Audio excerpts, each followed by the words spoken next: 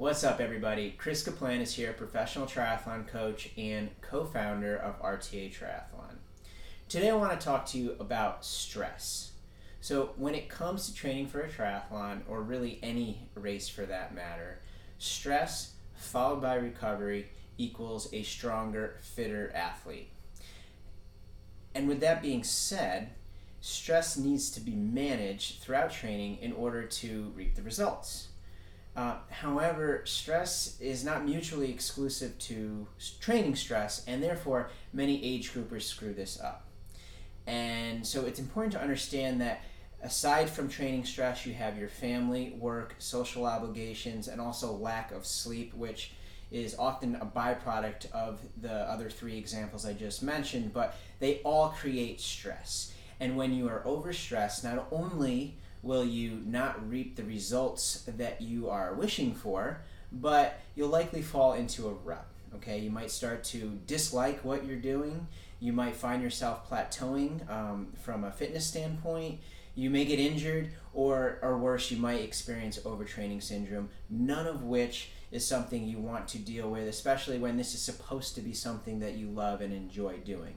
So I have a few tips for you, a few ways for you to manage your stress levels. And then when I'm all done with this, if you're watching this on Instagram, you can click the link right above here for the full article and full details. Or if you're watching this on Facebook, you can click below right here for the link that will bring you to that same article. So, number one, you want to monitor and manage your stress levels. There's a lot of ways to do this, but just simply monitoring and managing your stress will go a long way, and we'll talk about this more in the article.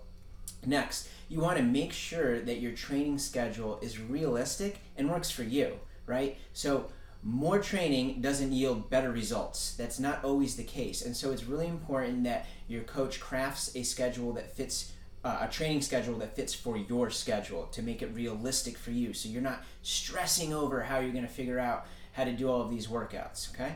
Next, it's really important that you communicate with your coach and also be honest with yourself. So communication is number one. That way your coach can adjust your schedule if you're just not feeling yourself. But number two, you need to be honest and realistic with yourself, because oftentimes triathletes are type A and they just want to go, and they don't want to sort of admit that they might need a rest, or they don't want to take a day off. So it's really important that you're honest with yourself before you find yourself in a position where you have to take time off completely, okay?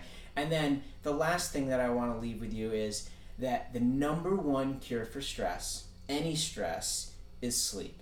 So if you're feeling down in the dumps, if your workouts aren't coming out the way you wish they are, and granted you're going to have good and bad days, but if you're just not feeling yourself for a week or 2 weeks at a time, it's probably a good idea to figure out how you can get more sleep in your life.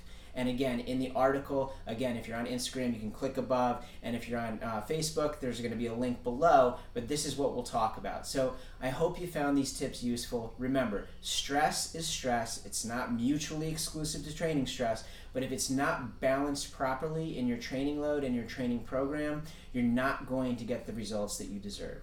So I hope you found this helpful. Please come back for more useful tips when it comes to triathlon in the future. So signing off for now. Take care.